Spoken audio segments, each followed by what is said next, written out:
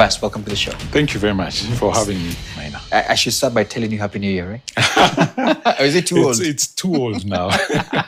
Some people will still say that until you meet the person. Yeah. But thank you so much for having us. Thank you. And I want to start from a very honest conversation here, asking you honestly to give us a picture of where we are in terms of the sector of manufacturing right here in the country. Are we stabilizing, stagnating, or declining? There's a whole debate on that, but you sit at a place where you see it. What would be your conversation on that, or position? So if you look at the numbers, looking at the manufacturing sector, it's been a bit volatile. Okay. I look at 2024, 2025, quarter three growth. 2024, we grew by 2.3, and 2025, we grew by 2.5. Okay. So there's just a 0.2 growth, which is marginal because we believe we can do better. We've slightly grown, but we can do better. We can do better. If you look at just the graphic in terms of our GDP contribution, the graph has been going down. From 2010 to today, 2025 or 2026, the last time we had a double-digit growth was in 2011, where we had 11.1% in terms of GDP contribution. We are now at about 7.3, 7.4. So you've seen since that time, the growth has been stagnating and dropping. Okay. Yes. And I'm sure there are very many factors there, which we shall address in a bit. But I wanted to ask you about, in your own opinion, the top 3 cost pressures maybe hurting manufacturers right now. Which one are they, and what can be done to probably now unlock these numbers back to the double digits? So, not in order of priority, but the top 3 things that I feel we should look into. One is predictability of tax and policy space. This has been a very big bottleneck for current investors and even new investors because we don't have a predictable tax environment. And what the government needs to do, and we've spoken about it, is adherence to the national tax policy. Because the national tax policy provides that predictability, says we are going to review our taxes within a period of time. So in between, we are assured there is no review. So if we adhere to the national tax policy, then even from an investor perspective, they come in knowing that definitely within this 5-year period, I will not have any tax changes. After 5 years, then I can plan for any tax changes. So the first thing is the predictability of the tax and policy space of this country. If we deal with that, then definitely there'll be a trajectory. The second thing, which is also a priority, is our regulatory burden. We have so many regulations. We have so many regulators that govern different manufacturing entities, both at the national and the county government. And all these regulators also charge a fee. So it comes at a cost. One, it is a regulatory burden. 2, it is a cost burden. So we need to review and do an audit in terms of our regulations and regulators, and I recommend where there is duplication of regulations, we do away with them. We are operating in a competitive environment. So anything that it's within our reach to make a change, then let's do it. The third issue, which is also critical, is of course cost of energy. We have reliable energy, but it is expensive. And that cost differential makes us very, very, very uncompetitive. If you look at the major countries that have developed in terms of their manufacturing sector, the first thing they address is their cost of energy. So if we can address our cost of energy, because if you look at the comparative analysis, we are more or less 60-70% more expensive in terms of the energy cost compared to our neighbors. Ethiopia is now supplying us energy. And because of the development and investment they have done on hydro. We need to go the same way. We need to invest in the energy infrastructure within the country. We need to expand our energy infrastructure. Because one of the key items of production is energy. Absolutely. You reduce the energy, you become competitive. Wow. I love that. I know there could be many, but Yes. I think those three are very critical. Yeah. Let me ask you, because I saw you one time having a very nice open chat with the president, Yes, and yes. you had the mic. Yes. It was one of the conversations we were looking at. Correct. And I'm thinking, the potential that is behind this unlocking of this industrial takeoff by manufacturing is completely huge. It would address all this myriad of challenges like unemployment and the likes that we have. In terms of giving solutions, again, I'll ask you to pick. I could pick 1, 2, 3, all right? What is it that you believe would really unlock this industrial takeoff, especially for you to now contribute even bigger to the GDP? We need to do major investments that will ultimately spur the manufacturing sector. Because if you look at all the sectors, the only sector that can easily employ many people is the manufacturing sector. Absolutely. Our current tax contribution is about 18%. We can grow that. We have an opportunity to grow that. We employ about 360,000 people. We can increase that contribution in terms of employment. Looking at the environment in terms of access to markets and all that, manufacturing in Kenya presents as a huge opportunity to access the regional and international markets. Absolutely. The regional ones, specifically, you talk about the EAC. We are the bigger boys, I would say so, in terms of the manufacturing sector. So accessing the regional market under the EAC market, we can do that. Absolutely. And of course, there is competition. Other countries have not really slept. They have invested in the manufacturing sector in those countries. But we are way much ahead. But if we sleep, then they will definitely surpass us. So what we need to do in terms of triggering the manufacturing prowess that we have as a country is, one, invest in infrastructure. Infrastructure is key because access to raw material in and out from the port and to the factories is very critical. Movement of these goods from the factory to the other markets within the country, first of all. So infrastructure within the country. Infrastructure that also access the border counties or countries is also critical. Absolutely. So for me, one is infrastructure. Infrastructure in terms of rail, road, and in terms of power and electricity. Because that's all around infrastructure. Absolutely.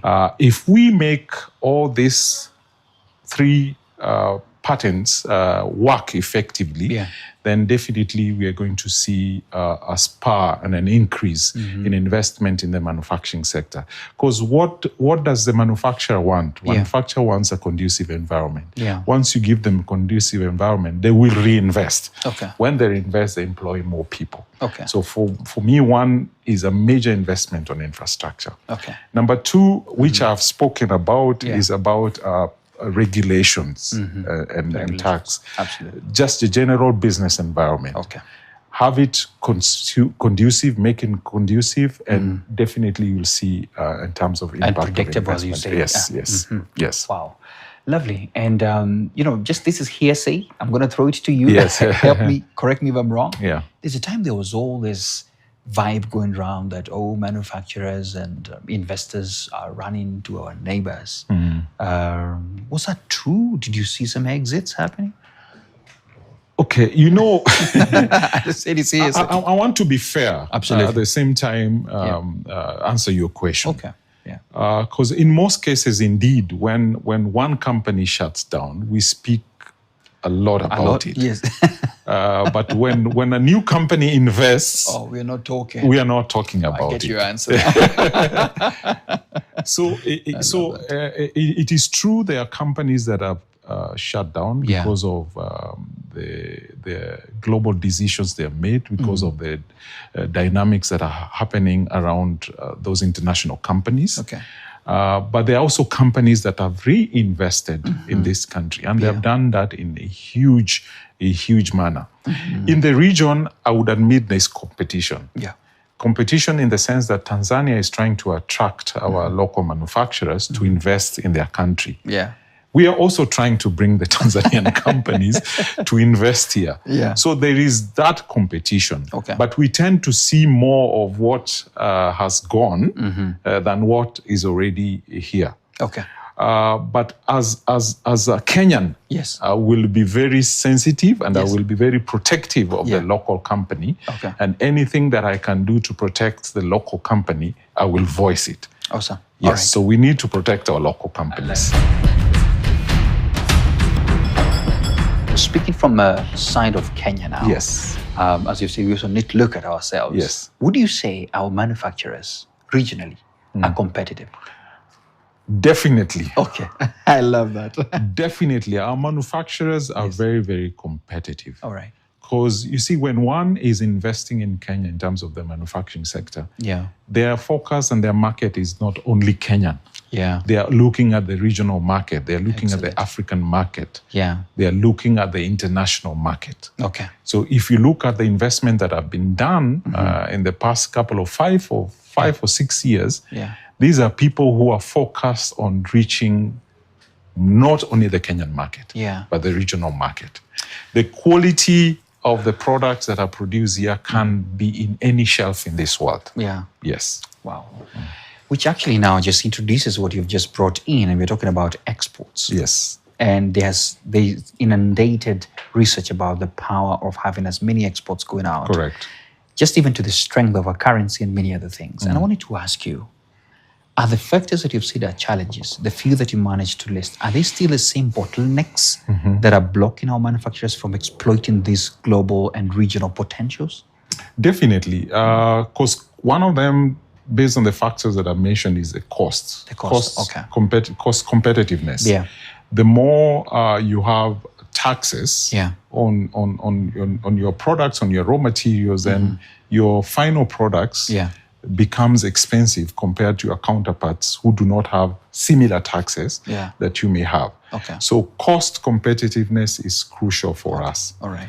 The export market is where we want to go. Yeah. Because everyone that we encourage to set up in Kenya, the objective is to export your products because that's where the market is. Yeah. If you look at our share of export to the GDP, is just less than 30% compared to Vietnam, compared to Singapore and the rest of the Asian tigers that are whose share of export to GDP is over 100%, meaning they export more than they produce. Okay. So Kenya needs to go that direction where we fully export our products and not only export of textile, which we have been doing under the AGOA program, but exporting even other products. Yes, we do well in tea, we do well in coffee, we do well in apparel, but the other products that we are making locally that we can start exporting. Yeah. So there is opportunity.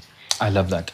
You know, the other day I had a session with some investors who would come here to look at Kenya and see what can be done. And I thought about Kenyan manufacturers themselves as well, getting similar, exposure. And I want to give a case example. For example, Congo is a market that we have seen growing big time. Yes. And all your competitors around the region are also eyeing it, and I've seen some speed at it. Correct. And when we landed there, you could tell, these regional guys are also seeing opportunities here and they're trying their very best. Correct. What are you doing as KM to ensure that your manufacturers who are under your care are not left behind in any way so that at least the exports can grow too? Yes. Yeah. So one of our departments looks at what we call our export markets. And we do organize trade missions to various countries. In fact, we are in DR Congo. Okay. We've gone to Zambia. We've gone to South Africa. Yeah. Our last trip was in Nigeria. So we mobilize our members and we liaise with our counterparts in those African markets. And we send our members to those regions to get the markets for their products. Under AFCFTA presents it an opportunity to access those markets. Yeah. So we do organize for trade missions. Excellent. And those trade missions have been successful in terms of tapping into those markets. The success we've had in terms of even the trade mission is one of the major companies now exporting shoes to Zambia. Shoes that are made here in Kenya. Oh, lovely. So that shows you that just that small interaction and linkage can really open markets for our local products. Okay. I know this could be probably beyond your purview, but I want to ask you, because we see it on the news and we report it as well. Once in a while, we see trucks lining up at the borders. Yes. Because I don't know what has happened, something like that, And I wanted to ask you, ESC, it should be one of the most successful way for us to just be trading. Is it still working? Or because, we should not be talking about exporting. Even our neighbors themselves are still having trouble. Yeah. So when you see trucks lining up at any border point, it can be viewed in two ways. Yeah. One is there is trading going on. There's trading going on. Good stuff. Yeah, good stuff. Two is delays. Oh, yeah. Because those delays in terms of movement of goods are not good for business. It's not good. It means maybe our systems are not working, the customs systems between the two countries are not working, or there are non-tariff barriers. Where a country introduces different conditions. Okay. So we do assess situations based on which country and what is the problem. Yeah. But I would say ESC is still up and running. We are still exporting to the region. We are still importing from the region. Yeah. And there is still opportunity to work together. Okay. What we need to address is those bottlenecks, that non-tariff barriers that exist, and say, your eggs need not to come to our country. I get you. And then the other one says, no, we don't want your maize or something like that. Yeah. Wow, predictability, as you say. Exactly. There's needs for that. Exactly. As we near the close of the conversation, I wanted to ask you, Tobias, about our preparedness, not in terms of the manufacturers themselves, but also in terms of skills. Because we're talking about a workforce that is facing a lot of modernization, technology, we're talking AI, all that is coming to place in production. Yes. What would you say in terms of how you are really, from a manufacturing point of view, embracing this, and how prepared are we? So technology is changing. Yeah. And it's changing every day.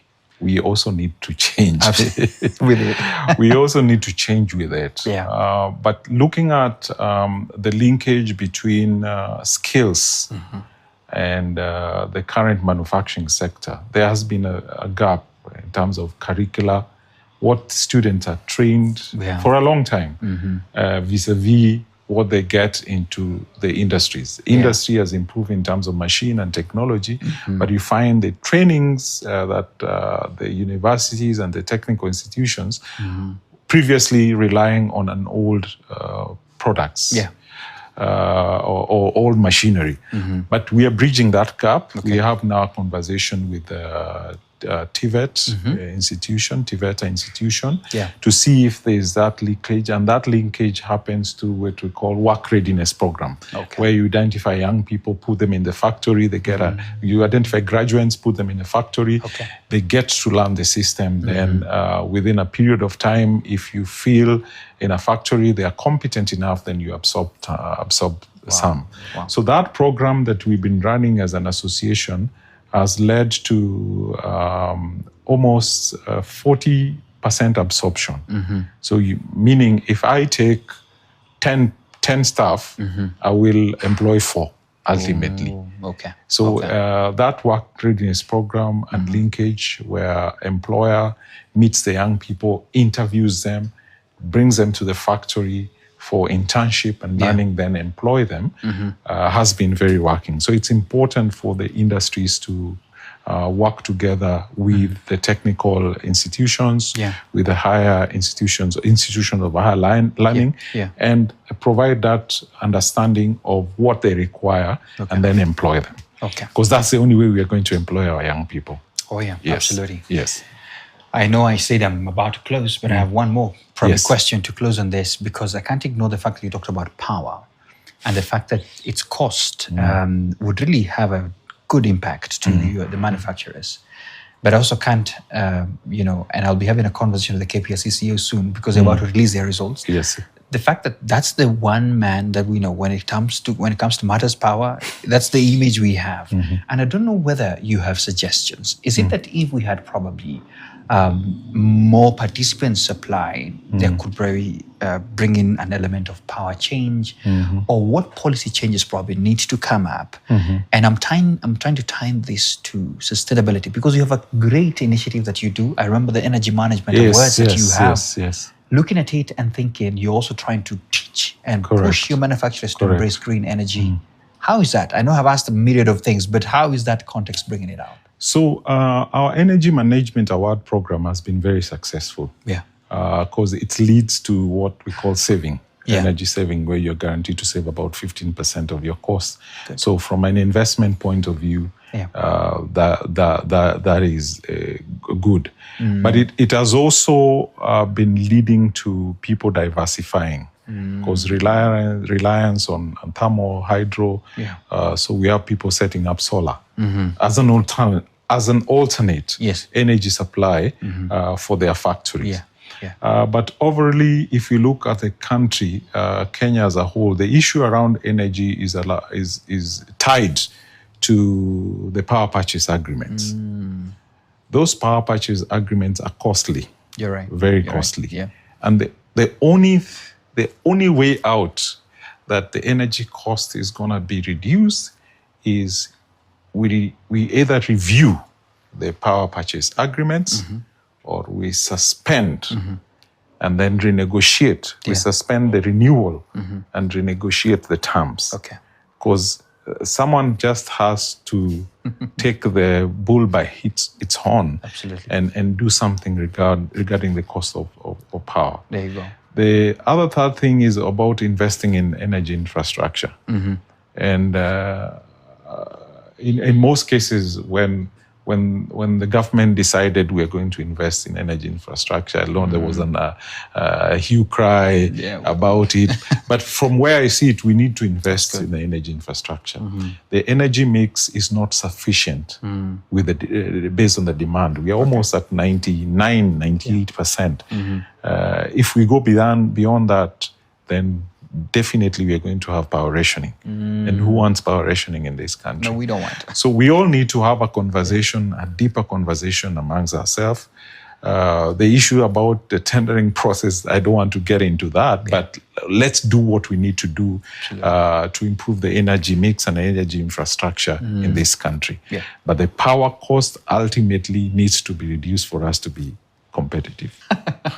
Tobias, thank you so much for your time. Thanks very much, sir. There you have it. That's the CEO of the Kenya Association of Manufacturers right here, Tobias. Very bullish about moving to the double digits and, of course, really seeing the potential manufacturing has for this nation, GDP, addressing matters to do with employment and much more. Thank you so much for your time. I leave you now with the markets.